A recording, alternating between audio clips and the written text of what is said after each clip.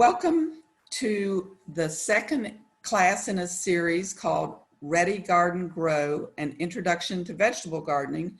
And this class is selecting vegetables to grow. And with all of the classes that we're presenting, if you want to have all of the information on your own computer, there's a website you can go to where you can find the Ready Garden Grow book, which is about 67 pages long. It has all the information that is in these classes and very, very helpful and a lot more information than we might be presenting online. And this work is being done by Master Gardener volunteers who work with NC State Extension. We basically provide unbiased research-based information on gardens, lawns, and in this case on vegetable gardens. And we would love to have you all follow the Master Gardeners of Wake County on Facebook. And if you ever do have any gardening questions, you can contact a Master Gardener volunteer at our hotline. We're in the office Monday through Friday, 9 to 12 or 1 to 4.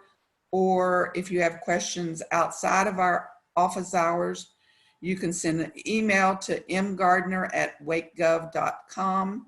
We also have an office on Carrier Drive, which is off of Pool Road in Raleigh. So as I said, that today's class is on selecting vegetables to grow.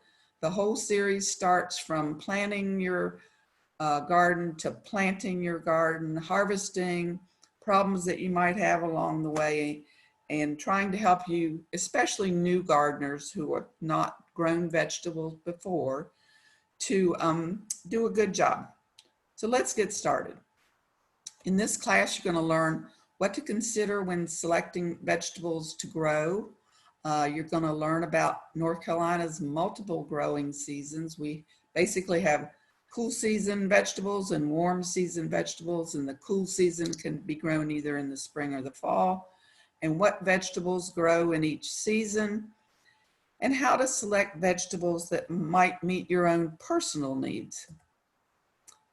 So what should you grow? Well, obviously you should grow what you like to eat. There's no point in growing Brussels sprouts if you don't like Brussels sprouts. But in addition to growing what you're used to, it's also fun to try vegetables that maybe you aren't familiar with. A few years ago, I got a package of seeds that were long beans, and these things grow to be 3 feet long, and I had never grown them before, and they are so good, and they're even easier than the bush beans that I've started growing them, more than I have the regular Blue Lake green beans.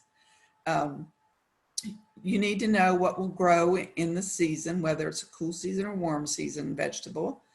And other things that you should consider are what grows well in this area. We have really hot and humid summers. Certain plants don't do that well in those kinds of conditions. And our winters are becoming milder and milder, so you can grow maybe some more things than you could if you were farther north. But you also have to consider how much space you have, how much sunlight is needed. And you also might want to consider if there's certain things that you like to eat, but they're very expensive to buy, then you could try growing them and save some money that way. So we're going to talk about North Carolina's growing seasons. I mentioned that there are 3 seasons, spring, summer, and fall, and cool season crops grow in the spring and fall, and warm season crops obviously grow in the summer. And the timelines for cool in spring and cool in fall aren't exactly matching up very well with our actual spring and fall. The cool season starts in mid-February, goes through mid-April, and around April 10th is typically the last frost date now. The warm season is from the last frost in May till usually middle of September. And then the thing that always is unusual and hard to understand is that the cool fall crops often need to be planted in August and September. And there is available in the Ready Garden Grow book that I mentioned earlier, which, again, just search online for Ready Garden Grow book or Ready Garden Grow book, Wake County. And on pages 16 and 17, there is the North Carolina Common Crop Chart. It is a extremely handy reference, and I would recommend that you go to this book, print out those 2 pages. I've got a copy here. On one side is the cool season crops, and on the other side are the warm season crops. And they go through the vegetables, the varieties, planting windows, everything you need to know about how to plant this. And it lists vegetable plant varieties that grow well in our climate. It might be sometimes hard to find those specific varieties, but you search around a little bit and you'll be able to find them. It talks about the plant family, when to use seeds or transplants. Some things are just so much easier to start with seeds, things like cucumbers and squash. The days to maturity, because you need to know how late you can start planting them in order to harvest before we have a frost. And the footprint, which is the space needed for mature plants. If you go to the store and you get a pot with a 6-inch tomato in 6 weeks, that tomato is going to be 6 feet tall and 4 feet wide. And so you need to know how much space to allow for that plant to become mature. We're going to talk about what plants need support vertically, what ones have a little bit of shade tolerance, and whether you need to plant things all at one time, or if you can wait a few weeks, plant some, wait a few weeks, and plant some more. So all this is on the Common Crop Chart. Highly recommend printing that out. So as an example, this is very hard to see. This is the cool season vegetables. In red are the planting windows. And for example, arugula, the lettuce, is to be planted February 1st through March 15th. And then the fall garden, it says start August the 1st. You can start things then, but you're going to have to do an awful lot of watering. And so it goes through all the most common cool season vegetables. And then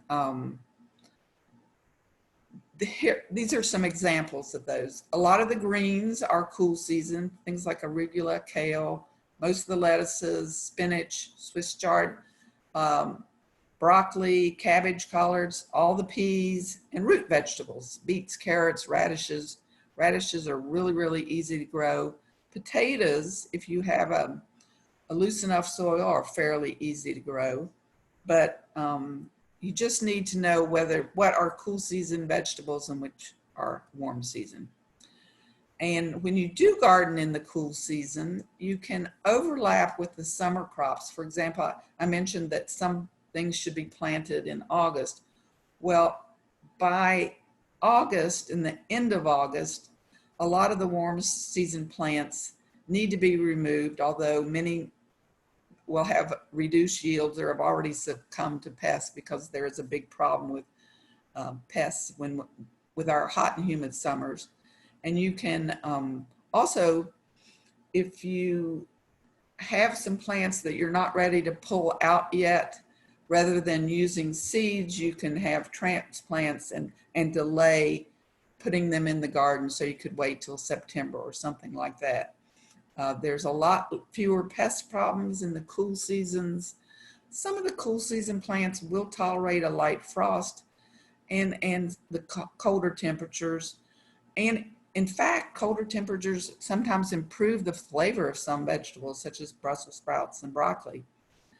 And if we do have a hard freeze in the winter and you don't have row covers or something to help protect them, leave the plants alone. Don't automatically decide that they're going to be killed, and they may recover from a hard freeze, especially if it's a short one. And then the warm season vegetables. I think that this is where most people plant their vegetable gardens, because I think everybody in North Carolina wants to grow tomatoes, and those are often a very difficult because of the warm nights that we have and the humid temperatures we have in North Carolina, especially here in the Piedmont. So things like beans and cantaloupe and corn and cucumbers and eggplant, tomatoes, watermelon, all those things. And again, the planting windows are outlined in red here, and then those will be given on your common crop chart. Again, the footprint, whether the vertical support is needed. And a large number of vegetables do thrive in our warm and hot weather. And I'm going to talk a little bit about the families of these plants. So the nightshade plants are things like tomatoes, bell peppers, hot peppers, and eggplant. And the family is given on the common crop chart, and that's an important thing to know, because later on in this series of classes, we're going to talk about crop rotation. And if you plant plants that are in the same family together, then you can rotate them to a different bed together, and you're reducing the chances of getting some soil-borne diseases. The legumes are things like snap beans and pole beans and peas, and then we've got the okra, corn, and sweet potatoes are other warm season vegetables. And again, the planting windows can overlap with spring harvest. So you've planted things in February maybe, and they're getting ripe and they're getting ready to be harvested, and it starts getting warm.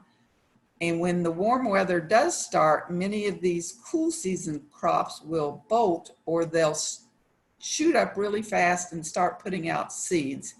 And when they start flowering and producing seeds, then their flavor a lot of times will become bitter. So you can use transplants to, again, delay planting the warm season crops if you want to maximize the yield of your cool season crops. If you're not planting cool season crops, then you don't have to worry about any of this. You do need to make sure when you're doing warm season to let the soils sufficiently warm up to help plants get off to a strong start. A lot of people think that if they plant after the average last frost date, which is now around April the 10th, then they're all set to start planting their tomatoes and peppers. But the soil also has to be usually at least 55 degrees. And for peppers, they like the soil even warmer. I have neighbors who always start their vegetable garden about 2 to 3 weeks after I start mine, because I'm just ready and want things to get in the ground. And by the middle of June, their plants are as big or bigger than my plants, because mine have just been sitting there waiting for the soil to warm up. So watch what the weather is before you plant. And if you've had a long warm spell, then you can plant earlier than you can if it's been cooler. And more pest problems occur in the warm season, so you really need to check your vegetable gardens almost every day. And more frequent watering, obviously, is required in our hot climate. And if you are a beginning vegetable gardener, you should plant things that are easy to grow. So for the warm season, those are things like beans, cucumbers, peppers, squash, zucchini, tomatoes. Again, tomatoes, those are, people get frustrated with tomatoes. There was a guy in Raleigh who's called the Tomato Guy, and he grew 400 different tomato plants in his driveway, because that's the only place he could get 8 hours of sun. And they took a lot of fertilizer and a lot of water, but you know, to me, tomatoes are worth it. So cool season plants are cabbage, collards, and we went through all those before. The crop chart also gives you recommended varieties, and a variety means the plant has some characteristics that are a little bit different from other plants in the same species. And these are ones that are usually some type of hybrid that has been grown for a certain characteristic. And examples here are for tomatoes, the Whopper, Mountain Pride, Celebrity, Better Boy. So some of these are more disease resistant, some are more resistant to our humidity. And use the varieties that have the characteristics that will work best in our climate. And the variety is either on the seed packet itself or on the plant labels where you find that information. And the next biggest issue is how much space do you need? Well, intensive planting is typically done in raised beds. There was square foot gardening was popularized back in the 70s, and in 1981 was actually a book printed, Square Foot Gardening. And the principle was that you densely plant your crops to maximize the yield in a small space. So most raised beds might be 4 foot by 8 foot, and you can get a lot of vegetables into that. But it does require careful soil management and more fertilization and watering, and it's all focused on that one bed. That is something that works really well in raised beds. So how much space do you really need? And this is again on the common crop chart. So, and as an example, the lima bean that's a bush bean, it says here its footprint is 6 inches by 6 inches, but a pole bean is different. It's well, it says 6 feet by 6 feet. And you need vertical support for the pole bean, but you don't need vertical support for the bush bean. So look at this to see how much space you need and using vertical support if you also need that. And what is vertical gardening? Well, that's basically just using something to support your crop. It reduces the space needed because if it can climb up a support or vine up a support, you can need less area in the ground. It also keeps the vegetables off the ground. It improves air circulation, which keeps the plants healthier. So things like some of the squash and cucumbers, tomatoes especially, and you should put your supports in before or when you're planting your garden, because once a tomato plant starts getting big, trying to put a cage around it, you're more than likely to break off some of the branches or limbs. So do it when you're planting. And these are just some examples of vertical support. You can do little teepees. You can build a real fancy support. You can just put a pole in the ground and tie your plants off to it as they go up. You can do little hoops. And I like the bottom right-hand picture where they're supporting it looks like a cantaloupe or some kind of melon in a mesh net, because you can't do this vertical support for anything that's going to produce a fruit that's really heavy. So with tomatoes, we get a lot of questions, is vertical support needed? Well, it depends on what kind of tomato you're growing. You need to know what kind of tomato you have, and there are two main types. There's a determinate, which has a compact growth, usually 3 feet to 4 feet. It doesn't really need a lot of staking, but all of the fruit ripens in 1 to 2 week period. Things like Mountain Pride and Patio, a lot of the Roma tomatoes are determinate. The indeterminate just keep growing and keep flowering and keep producing fruit throughout the whole season. Those are things like Whopper, Better Boy, Big Beef, and those can get 6 to 8 feet tall, and they require substantial staking for a good yield. And then there are some tomatoes that are a hybrid of these. Celebrity is compact, but it produces fruit throughout the season, and that's called semi-determinate. And then recently there's been a lot of work done in producing dwarf tomatoes, and they produce a lot of fruit, and they are indeterminate, but they don't get real tall. So look around, see what kind of tomatoes are available, and find some that you like. So more things that are on the common crop chart, the plant family, that's important for crop rotation, whether to use seeds or transplants, whether the plant can tolerate some shade, and we're going to talk about each one of these. The plant families, things like there's the beet family, the cabbage family, carrot, legumes, and these are all abbreviated and annotated on the bottom of the crop chart. Onions, of course, and the sunflower. This is always surprising to me that lettuce is in the sunflower family, because I don't think of lettuce in the same way as sunflowers. But these are the different plant families. And seeds or transplants.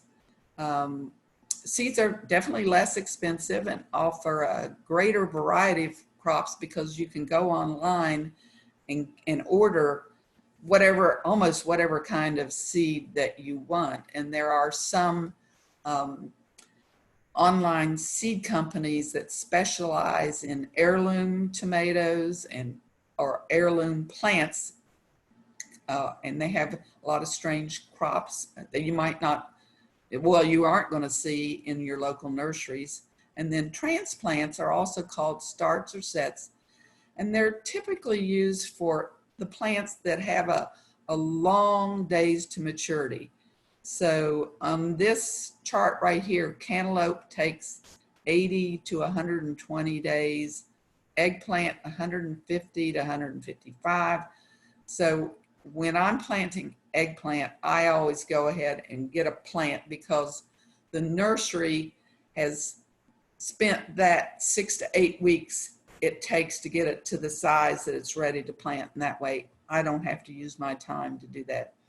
And transplants are also good for plants that are difficult to start from seed. A lot of times the seeds are really tiny, or it's just hard to do. And the transplants are just easier if you're a beginning gardener. And sometimes you can use either one. I typically tell people cucumbers and squash are almost guaranteed to grow from seed, and they'll come up within a week. So, you could save some money by buying seeds with those plants. And then we get asked how much to plant, and it just depends sometimes on the weather. Some crop yields here are estimates, and as you see on TV, actual results can vary. So if you want bush beans per person, it says 12 to 15 plants. I know I do a row of bush beans, 12 plants, and I get more beans than my husband and I can eat, and we freeze them. And so, it just depends on how much you eat. Cucumbers, it says 1 vine or 2 bushes per person. Eggplant, 2 or 3 plants per person. Tomatoes, 2 to 4. Track your results. Once you grow things, see how much you got, and then make adjustments for the next growing season. And you can go online to harvestatable.com and find even more vegetable crop yields. And succession planting is when you can plant something in 2 week, usually we say 2 week intervals, to spread out the harvest. So I start some of my beans when I plant everything else And then 2 weeks later, I plant the rest of the row of green beans. And that way, when that first half a row is declining because it's nearing the end of its season, then the beans are still coming in strong. This is really good for fast growing crops such as radishes and beans, spinach, lettuce for sure. And then just a note about record keeping. A lot of people do this, some people don't. A garden journal can help you remember details about your garden for future planting. I know that if I don't write down what I planted each season, like some years I might do straight 8 cucumbers and the next year I'll get a different kind of cucumber. And if I haven't written down somewhere which ones I liked better, then I can't remember the next year what kind of seeds to go get. So if you are, just write down somewhere the crops that you selected, the varieties that you used, how many plants you put in, and then whether that was enough for you, and if it didn't work, you know to plant more the next season. And this is simply taking the common crop chart and creating your own for what you planted. So it just basically is copying the information from the crop chart into a form for what you grew, and it helps you remember what was in your garden. It's just a more formal way of the journal keeping that we talked about in the previous slide. And you use the information to lay out your garden and guide your planning for the next year. I hope that you got a better feel during this class for what vegetables to grow and how to select them, what you like to eat. We talked about North Carolina's growing seasons. We have cool season crops and warm season crops, and the cool season can be grown in the spring and the fall, and the warm season obviously in the summer. We talked about what vegetables grow in each season, the broccoli, lettuce, spinach. In the cool season, things like tomatoes, squash, melons. In the warm season, and how to select the varieties that meet your needs. And then the next class that we have is going to go into a lot of detail about how to actually lay out your garden.